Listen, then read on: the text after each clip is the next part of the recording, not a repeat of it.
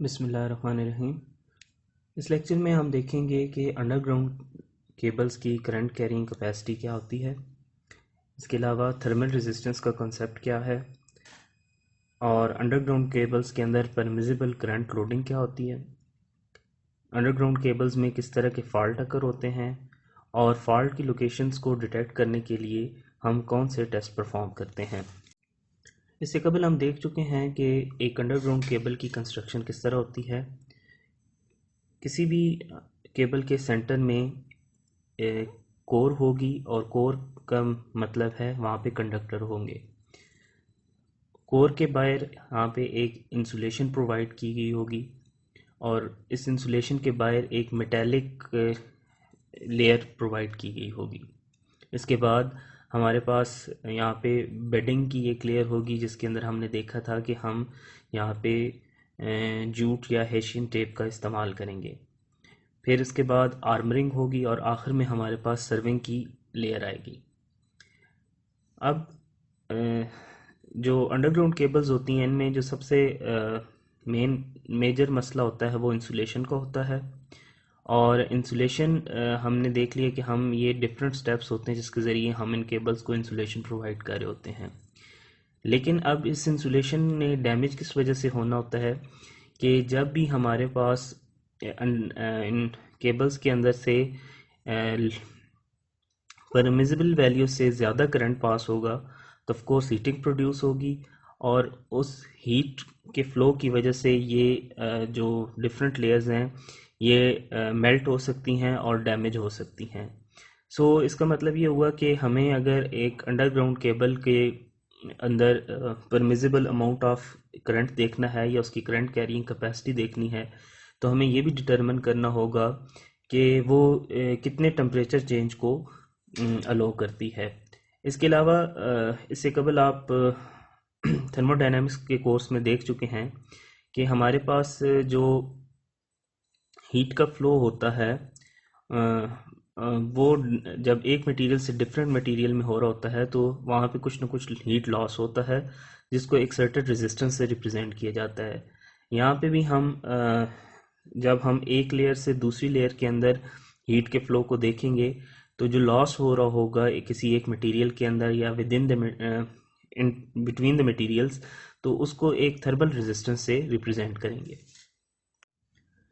हम जानते हैं कि जब भी किसी केबल में से या किसी वायर में से करंट फ्लो करता है तो उसकी वजह से हीट प्रोड्यूस होती है और अगर उस हीट को डिस्पोज ना किया जाए या उस हीट को एक्सट्रैक्ट ना किया जाए तो वहाँ पे उस हीट की वजह से टेम्परेचर राइज होता है और उस टेम्परेचर राइज होने की वजह से वो केबल या वायर डैमेज हो सकती है और या उसकी इंसुलेशन जो है वो डैमेज हो सकती है। तो यहाँ पे भी इसी तरह ही है कि अंडरग्राउंड केबल्स की भी करंट कैरिंग कैपेसिटी जो डिटरमिन होगी वो कितना टेम्परेचर राइज को हम अलो करते हैं इससे डिटरमिन होगी। यानी जब अंडरग्राउंड केबल्स में से करंट पास होगा तो करंट पास होने के बाद वहाँ पे हीट प्रोड्यूस होगी और इस हीट के प्रोड्यूस होने की वजह से वहाँ का टेम्परेचर राइज होगा और मैक्सिमम जहाँ पे टेम्परेचर अचीव होगा यानी जिस करंट के कॉरस्पॉन्डिंग वहाँ मैक्सिमम टेम्परेचर अचीव हो जाएगा वो उस कंडक्टर की करंट कैरिंग कैपेसिटी होगी। सो हमने देखा कि जो टेम्परेचर राइज के जो मेन रीज़न होती है वो क्या है, केबल्स के अंदर जो लॉस होता है in the form of heat वो होगी। अब केबल के अंदर जो लॉस हो रहा होता है वो तीन तरह का होता है। एक कॉपर लॉस होता है जो कि कंडक्टर के अंदर हो रहा होगा। कॉपर लॉस का मतलब ये है कि जो करंट फ्लो होगा और वायर की जो अपनी एक रेजिस्टेंस होगी उसके अंदर जो आइस के रॉ लॉस होगा वो कॉपर लॉस कहलाएगा। इसके अलावा क्योंकि हमें पता है कि वहाँ पे के केबल और केबल से जो वायर एक हमारे पास इंसुलेशन है और उसके बाद हमारे पास एक मेटालिक शीट है। तो इसका मतलब ये है कि जो इंसुलेटर्स के अंदर या जो इंसुलेशन है उसके अंदर हमारे पास हिस्टेरेसिस लॉस हो सकता है। इसके अलावा जो तीसरा लॉस होगा वो होगा eddy current loss in sheet. Sheet के अंदर क्योंकि एक्चुअल में कोई ऐसा करंट नहीं यानी लोड करंट नहीं फ्लो कर रहा होता लेकिन due to changing current in conductors, इसके अंदर शीट के अंदर भी करंट इंड्यूस होगा और उस करंट की वजह से जो लॉस प्रोड्यूस होगा उसको हम क्या कहेंगे, एडी करंट लॉस। तो बेसिकली ये तीन लॉसेस होंगे और ये तीनों लॉसेस क्या प्रोड्यूस करेंगे, हीट। और हीट की वजह से एक कंडक्टर का टेम्परेचर राइज होगा और इसके जो मैक्सिमम टेम्परेचर जितना भी वो अलो किया जा, एक कंडक्टर को हम अलो करेंगे जिसके ऊपर उसकी इंसुलेशन डैमेज नहीं होगी, उसके कॉरस्पॉन्डिंग जो करंट फ्लो कर रहा होगा वही ही उसका मैक्सिमम करंट होगा। सो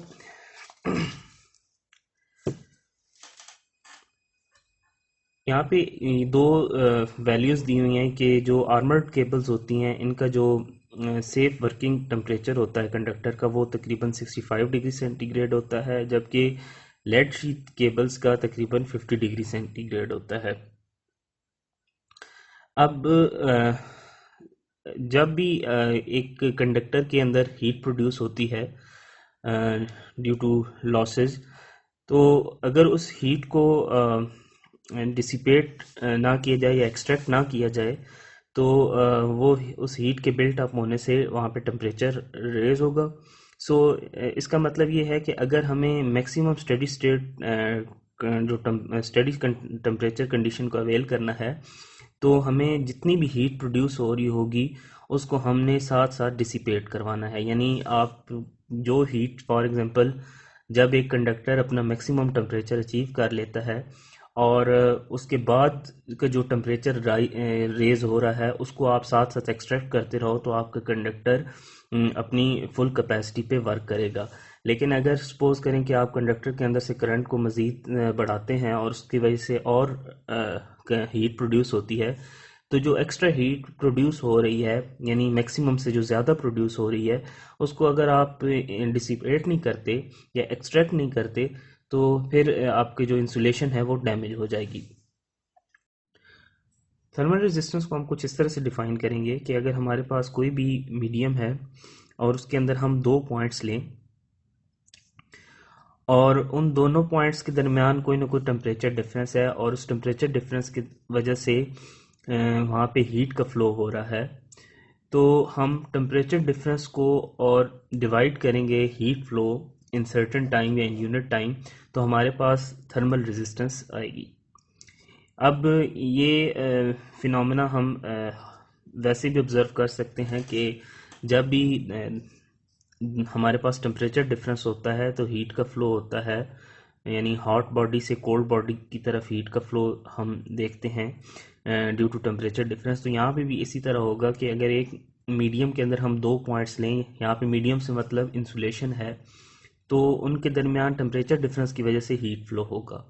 तो अब अगर हम टेम्परेचर डिफरेंस को डिवाइड कर दें उस हीट फ्लो से जो कि एक सर्टेन टाइम के अंदर हो रहा होगा, तो हमारे पास जो रिजल्टेंट आएगा वो होगा थर्मल रेजिस्टेंस। इसमें अब आप देख सकते हैं कि heat flowing in unit time है, तो यहाँ पे हमारे पास जो हीट है ये एनर्जी है और इन यूनिट टाइम यानी एक सर्टेन टाइम के अंदर जब एनर्जी का फ्लो हो रहा है तो इसको हम क्या बोलेंगे, ये एक्चुअली में पावर लॉस है। क्योंकि हमारे पास जो एनर्जी और पावर का आपस में रिलेशन होता है, यानी अगर हमारे पास एनर्जी है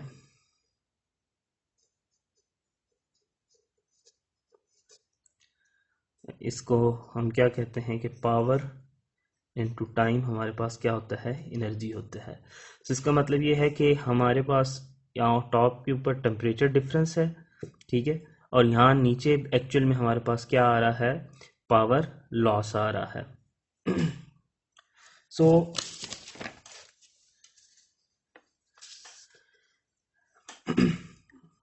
अब हमारे पास जो इसकी यूनिट बनेगी वो हमारे पास क्या बनेगी, क्योंकि हमारे पास अगर टेम्परेचर राइज जो है या टेम्परेचर जो चेंज है अगर हम उसको डिग्री सेंटीग्रेड में रिप्रेजेंट करें, और ये हम पहले ही देख चुके हैं कि ये हमारे पास क्या है, ये एक्चुअल में पावर है, तो इसका मतलब है ये इसकी यूनिट होगी वाट्स।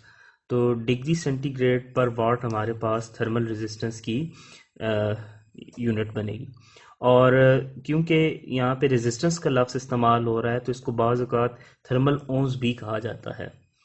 एस जो होगा वो थर्मल रेजिस्टेंस का सिंबल होगा। यहाँ पे टी टेम्परेचर राइज का सिंबल या टेम्परेचर चेंज का सिंबल है, और पी जो है वो पावर लॉस को रिप्रेजेंट कर रहा है। अब जिस तरह इलेक्ट्रिकल के अंदर हमारे पास रेजिस्टेंस होती है और वहाँ पे रेजिस्टेंस जो होती है डायरेक्टली प्रोपोर्शनल होती है लेंथ के, ये हम ऑलरेडी रिलेशन देख चुके हैं, R is equal to rho L over A। So इसमें हम देख चुके हैं कि जो रेजिस्टेंस होती है लेंथ के डायरेक्टली प्रोपोर्शनल है और एरिया के इन्वर्सली प्रोपोर्शनल है। तो थर्मल रेजिस्टेंस भी बिल्कुल इसी तरह से लेंथ के डायरेक्टली प्रोपोर्शनल होगी, और जो क्रॉस सेक्शनल एरिया होगा उसके इन्वर्सली प्रोपोर्शनल होगी। यानी थर्मल रेजिस्टेंस लेंथ के डायरेक्टली प्रोपोर्शनल है, जबकि क्रॉस सेक्शनल एरिया के इन्वर्सली प्रोपोर्शनल है। It is proportional to length over area. So अब यहाँ पे प्रोपोर्शनैलिटी के साइन को ख़त्म करने के लिए हम क्या करते हैं, एक कांस्टेंट पुट कर लेते हैं। और जिस तरह हमने यहाँ पे रेजिस्टेंस के केस में यहाँ जब ये प्रोपोर्शनैलिटी के साइन को ख़त्म करते थे, इक्वल टू लगाते थे, तो यहाँ पे ये कांस्टेंट आता था जिसको हम कहते थे रेजिस्टिविटी। तो यहाँ पे भी हम इसी तरह से इस कांस्टेंट को क्या कहेंगे, थर्मल रेजिस्टिविटी। यहाँ पे मैं ये एक बात क्लियर करता चलूँ कि ये थर्मल रेजिस्टेंस है, ये इलेक्ट्रिकल रेजिस्टेंस नहीं है।